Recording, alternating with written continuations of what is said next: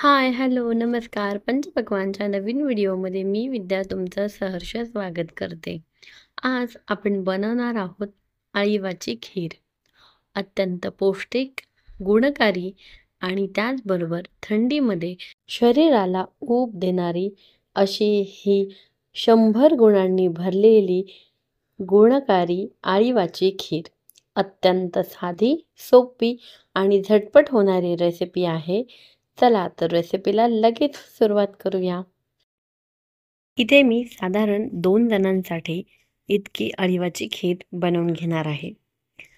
इथे आपण 2 चमचे इतके अळीव घेणार आहोत. अळीवाला बऱ्याच ठिकाणी हळीव असंही म्हणतात. हे अळीव आपण छानपैकी साफ करून घेऊया, कारण यामध्ये अत्यंत बारीक बारीक खडे असतात. त्यामुळे आपण ही स्वच्छ करून घ्यायचे आहेत. हे अळीव आता आपण एका कढईत 1 चमचा इतकं तूप घालून आपण हे अळीव छान भाजून घेणार आहोत.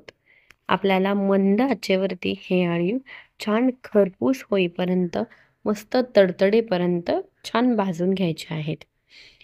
अळीव भाजल्यामुळे अळीवाचा जो चिवटपणा असतो तो कमी होतो आणि खीर आपली चिवट न होता अत्यंत सुटसुटीत आणि छान होते. म्हणून अळीव भाजून घ्यायचे. साधारण 2 ते 3 मिनिटात अळीव छान तडतडून भाजले जातात.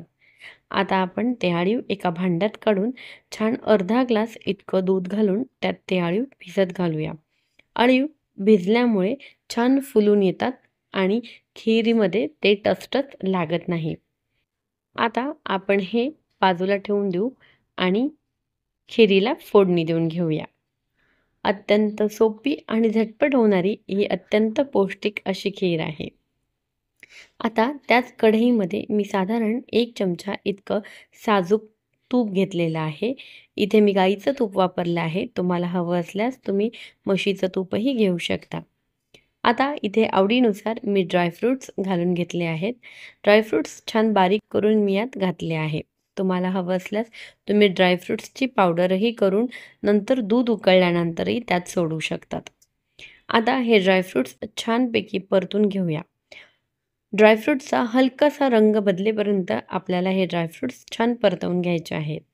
आता मी यामध्ये साधारण 1.5 ग्लास इतकं दूध घातलं आहे. आता छान आपण मंद आचेवरती दुधाला उकळी येऊन देऊया आणि आपण जे भिजत घातलेले अळीव होते तेही यात मी सोडून घेतले आहे. आता हे अळीव, ड्रायफ्रूट्स आणि दूध छानपैकी आपल्याला 3 ते 4 मिनटं मंद आचेवरती उकळून घ्यायचं आहे.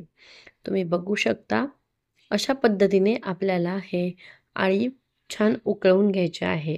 अळीव जितके दुधामध्ये उकळले जातात तितकाच त्याचा अर्क छान आपल्या खिरीमध्ये उतरतो आणि खीर अत्यंत पौष्टिक अशी तयार होते.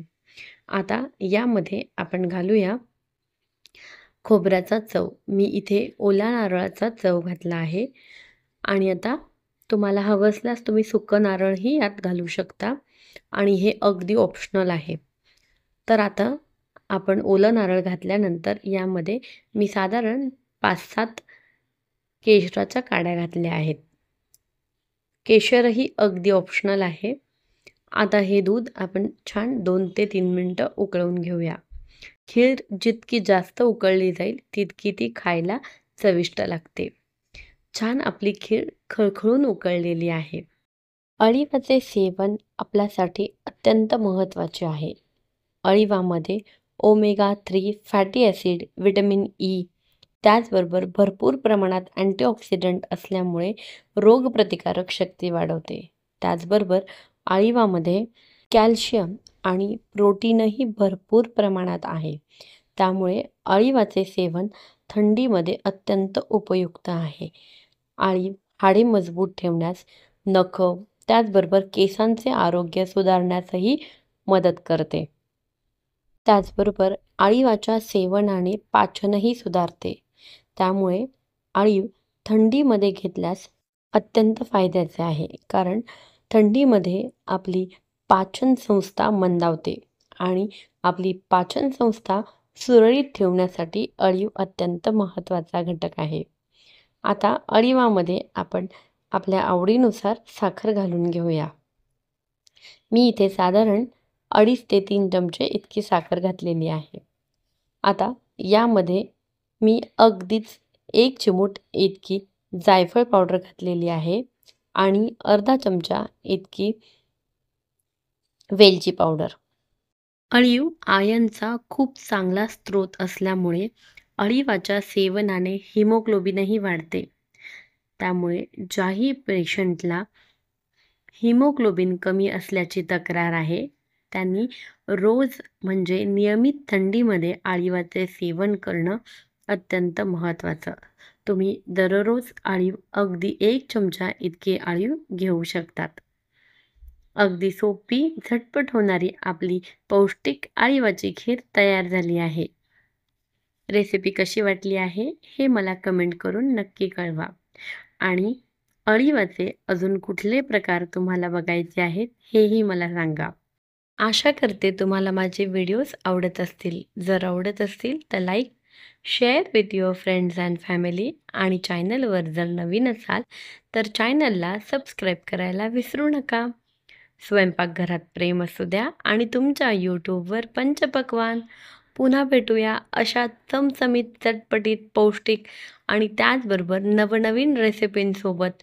तोपर्यंत स्वतःची काळजी घ्या आणि चविष्ट राहा.